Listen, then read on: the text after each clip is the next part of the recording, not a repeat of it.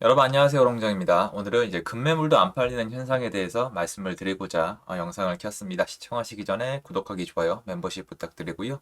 제 정규 강의 11기는 이제 시작을 했고, 그리고 아직 접수 기간입니다. 아래 링크에서 확인이 가능하세요. 급매물도 안 나가, 매물 쌓이는데 거래 절벽 현상 여전. 기사 내용 요약, 요 정도 보시면 되거든요. 거의 그런 내용인데, 다주택자 양도세 중과 유예 후 서울 아파트 매물 10% 증가. 예전에 말씀드렸죠. 8%라고 나왔었는데 더 늘어날 거라고 말씀을 드렸었고요. 8, 10 이렇게 봤었죠. 서울 아파트 매매 건수 704건, 눈치 보기 장세의 거래 뚝. 이거는 지켜봐야 됩니다. 왜냐면 4월달 통계가 더 나와야 되니까. 집값 단기 급등 피로 누적, 기준금리 인상, 매수 심리 위축. 새 정부 부동산 정책 윤곽 나올 때까지 거래 절벽 이어져. 거의 뭐 짬뽕이 되어 있는데 이거는 뭐 정확한 분석이라고 보기는 좀 어렵다고 생각을 합니다. 일단 첫 번째부터 한번 팩트를 짚어보죠. 자, 급매물도 안 나가고 있는가? 맞습니다. 급매물도 안 나가고 있습니다. 그래서 일부 시중에 어떤 분들이 가격 깎아주면 팔린다, 시세 내리면 팔린다고 말씀하시는데 제가 직접 참여를 해봤을 때 아닙니다. 그런 지역은 있겠지만 안 그렇습니다. 정말 매도가 안 돼요. 생각을 해보십시오. 만약에 가격만 내려주면 팔릴 시장이었으면은 2월 달에 서울 거래량이 800건을 찍었을까요? 800건은 일단 시장이 망했다는 거거든요. 거래가 아예 안 됐다는 겁니다, 여러분. 예전에 5천 건이 넘어가도 이상할 게 없었을 때고, 만 건이 넘어가도 문제가 없던 시장이 800건입니다. 가계로 따지면 물건이 하나도 안 팔린 거거든요. 자, 그러면 그 정도 거래량인데도 가격만 낮춰주면 샀을까요? 아닙니다. 그런데 여러분, 이거를 같이 생각을 해봐야 됩니다. 가격만 낮춰준다. 가격을 낮춰줘봤자 안 팔리는 시장이라고 저는 말씀드리고 있습니다.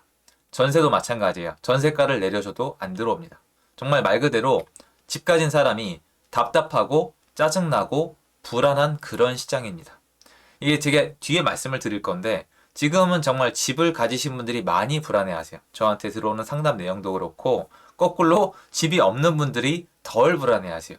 자, 그런데 아까 제가 말씀드렸던 집을 가격을 내려줘도 안 팔리는 시장이라고 말씀을 드렸죠. 근데 되게 웃긴 게 하나 있습니다, 여러분. 가격을 내려줘도 안 팔리는 건 맞는데 가격을 내려줘도 안 팔리는 시장에서 지금 시세는 제대로 하락을 하고 있지 않습니다. 어차피 이건 나중에 또 논쟁이 유지가 될 텐데요. 한국 부동산원 자료랑 KB 자료랑 달라요. 그런데 실거래가를 놓고 봤을 때 시장은 제대로 하락하고 있지 않아요. 왜 그러냐면 거래 건수가 충분히 있으면 인정을 해야 되거든요.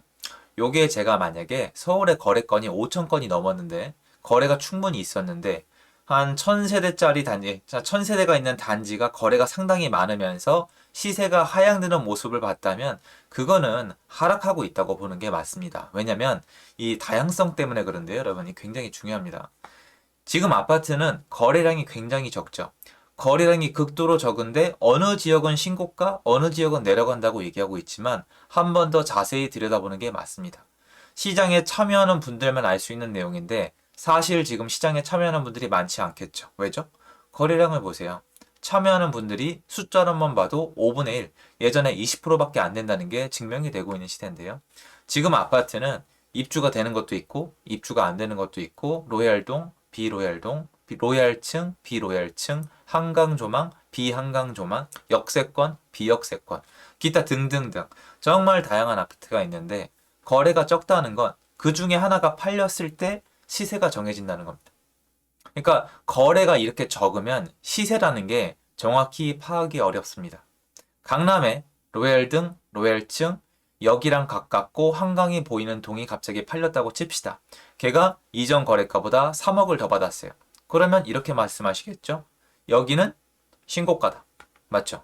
근데 강북의 어느 아파트는 마지막 팔렸던 게 아까 그렇게 좋은 물건인데 이 이후에 세입자도 껴있는데 세입자가 월세입자고 그 와중에 진상이어서 집도 안 보여주는데 동도 안 좋고 층도 안 좋고 향도 안 좋다. 그럼 어떻게 되겠습니까? 한 2억을 내려놔서 팔리겠죠. 제일 좋은 거보다 확 내려갈 테니까. 그럼 기사에 이렇게 나옵니다. 강북 2억 하락. 지금 이렇다고요. 상승할 때도 전 똑같이 말씀을 드렸습니다. 그런데 상승할 때는 거래량이 충분히 있었기 때문에 시세라고 본 거고 지금은 거래량이 없기 때문에 시세라고 보기 어렵다는 겁니다. 그런데 이런 기준으로 따져봤을 때 서울은 하락한 적이 없습니다. 저는 요거 말 한 번도 바꾼 적 없어요, 여러분. 자, 서울은 하락한 적이 없는데 가격을 낮춰도 안 팔리는 시장에서 하락을 제대로 안 하고 있다는 게 뭔가 이상하지 않으세요? 가격을 낮춰도 안 팔리는 시장에서 지금 시세가 제대로 내려가고 있지 않다? 이상하지 않으세요? 이거죠. 가격을 낮춰줘봤자 소용이 없는 거예요. 덜 낮춘 게 아니라 가격을 낮춰줘봤자 소용이 없다는 겁니다. 왜 이런 현상이 나왔을까요? 여기 제대로 쓴 건 거의 이거밖에 없습니다. 매수 심리 위축. 이건 맞거든요. 집을 누가 살까요, 여러분? 저는 쭉 나열을 해봤어요. 이 현상을 분석하고 싶어서 예전에 이런 적 없습니다, 여러분. 과거 40년 정도의 역사에서 서울 아파트가 이런 적은 없어요. 없습니다. 처음이에요. 모든 데이터를 다 뒤져봐도 없어요. 비슷한 때는 있는데 말씀드렸다가 욕을 하도 먹어서 다시 얘기 안 하겠습니다. 그런데 비슷한 때가 없는데요. 집을 누가 사죠? 그렇죠? 무주택자가 사시거나 집이 있던 분이 옮겨 타시거나 다주택자가 투자로 사거나 거의 요 정도거든요. 그러면 하나씩 뜯어보면 어떻게 돼 있느냐. 자, 무주택자가 사는 경우에는 여러 가지가 있지만 무주택자는 말만 무주택자지 월세나 전세나 부모님 집이나 어떤 식으로 무상거주라고 그러거든요. 어쨌건 임대차 시장에 있던 분이 집을 사는 경우가 있는데 임대차 시장에 있던 분은 어떻게 됐죠? 갱신권. 서울 아파트 갱신권 사용률 77%. 안 나오죠. 없죠. 자, 그 다음에 집 옮겨타기. 옮겨타기는 어떻게 합니까? 내 집을 팔고 새 집을 사죠. 안 팔린다면서요. 안 팔리는데 어떻게 삽니까? 왜 안 팔리냐고요? 살 사람이 대출이 안 나오잖아요. 갱신권 때문에 안 나오잖아요. 무주택자가 못 사잖아요. 그럼 못 팔죠. 그럼 나 못 사죠. 이거 줄어들었죠. 다주택자 취득세 12.4%, 종부세 빠바방, 양도세 이제야 중과 유예인데 지금 사면은 그 레인지에 안 들어오죠. 그럼 어떻게 될까요? 살 사람이 없어요. 그 증거가 뭐냐고요? 거래량이요. 그러면 이거는 가격이 문제가 아니라 살 사람이 없는 겁니다. 살 사람이 계속 없으면은 당연히 시장의 가격은 내려가야 되는데 아직 그때가 안 온 것뿐이죠. 이렇게 거래량이 없는 상태로 이대로 쭉 가면은 가격은 올라가기 어렵습니다. 그런데 지금 올라가고 있죠. 왜 그럴까요? 이렇게 없는 이 틈새 시장 안에서도 부동산이란 필수제는 수요자가 있습니다. 집을 사는 사람이 여전히 있어요. 비록 한 달에 800건이 찍히든 1000건, 1300건이 찍히든 집을 사는 사람이 있는데 이 사람들이 찾는 물건이 있고 그 가격이 전고점보다 높다면 가격은 올라갑니다. 이 사람들이 찾는 물건이 전 가격보다 낮은 매물이라면 가격은 내려갑니다.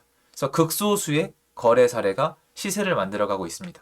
즉, 지금처럼 과연 더 이상 가능할까 싶을 정도로 찍어 눌린 이 시장에서 수요자는 여전히 있고 이분들이 가격을 올리는 시장도 있고 내리는 시장도 있다는 겁니다.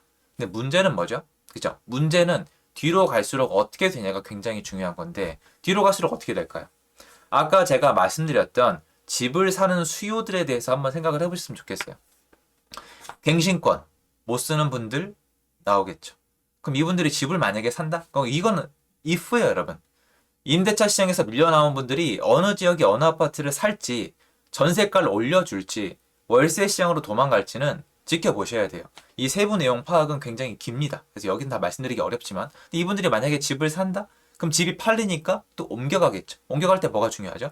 대출이 중요하겠죠. 그럼 대출이 풀려야 되겠죠. 자, 그리고 다주택자는 어떻게 하면 될까요?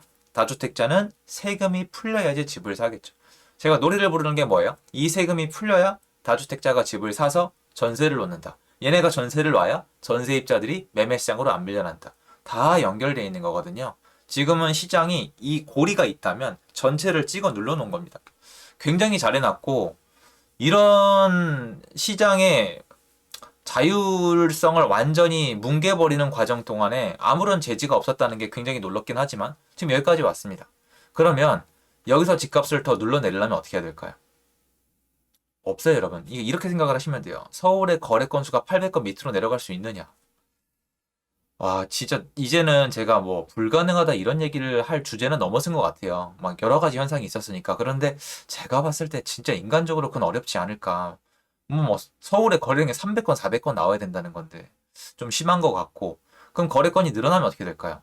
거래건이 늘어나면 지금 수요가 이렇게 적은데도 안 내려가고 있다는 건 그만큼 매도할 만한 괜찮은 물건이 부족하다는 거거든요. 그럼 이 상태에서 공급을 안 해주고 수요가 더 이상 못 눌리고 늘어나면 가격은 올라가겠죠. 그래서 급매물도 안 나가요. 매물 쌓여요. 거래절벽 현상 여전해요가 아니라 급매물도 안 나가는 거 맞아요. 맞는데 급매물이 안 나가는 유형이 중요하겠죠. 얘가 가격 때문에 안 나가는 건지, 금매인데도 나갈 이유가 없는 건지, 시장의 수요 자체가 눌려 있는 건지. 매물 쌓인다? 좋다 이겁니다. 거래 절벽 현장 여전하다는 거예요. 그런데 문제가 이런 현상 안에서도 시세는 제대로 꼬꾸라지고 있지 않은데 과연 앞으로의 시장은 어떠냐는 거죠. 다주택자 양도세 중과 유예 후 소월 아파트 매물 10%. 이거 전부 다 새겨져 있겠죠. 의미 있을까요? 지금 수요자들이 원하지 않나 보죠. 거래 건수 굉장히 적고요. 집값 단기 급등 피로 누적. 이거는 뭐예요? 투자자들이 주로 생각하는 건데 이게 중요한 게 아니라 집값이 또 올라간다는 생각이 들면 실수요자분들은 집을 삽니다. 계속 그래왔고요. 기준금리 인상 상관없고요. 매수 심리 위축은 요소들을 파악해 놔야겠죠. 새 정부 부동산 정책 윤곽이 나올 때까지 거래 절벽이 이어지는 게 아니라 사람들이 수요가 다시 나올 수밖에 없는 타이밍이 오거나 아니면 그럴 조건이 갖춰지면은 그렇게 되겠죠. 그런데 이게 윤곽 때문에 사람들이 눈치 보기를 한다고 생각하시는 분들은 뭐 완전 틀린 건 아니지만 지금 집이 정말로 필요한 타이밍이 다가오신 분들을 너무 간과하고 있는 거예요. 그래서 그런 것들을 다 복합적으로 봐서 봐야 되는데 지금 되게 이상한 게 이런 기사를 보면 시장이 하락하고 있다고 당연스럽게 느낄 수 있겠지만 시장은 하락하고 있지 않고요. 뭐 그렇다고 제가 폭등하고 있다고 말씀드리는 건 아니잖아요. 그리고 하반기로 갔을 때 이 시장의 가격을 기준으로 보면 불안 요소가 더 많다는 게 제 포인트입니다. 이 부분 이런 얘기 앞으로도 많이 보실 텐데 과연 지금 금매도 안 팔리고 매물이 쌓인다는 게 어떤 것인지에 대해서 같이 한번 고찰해 보고 싶어서 영상을 찍었습니다. 도움됐으면 좋겠고요. 좋은 하루 되십시오. 감사합니다.